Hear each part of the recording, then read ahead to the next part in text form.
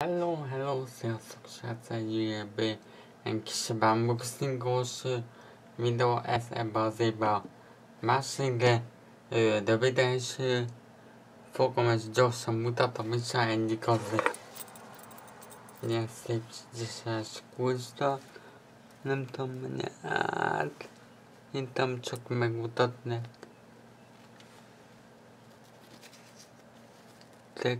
Gysev Eberben 1872, és akkor mutatom is a másikat.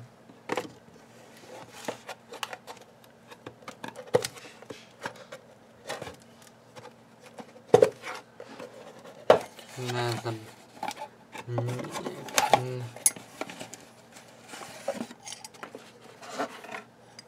Egy ilyen kanadszpár kivettem a csomagásából, és ilyen belül zöld.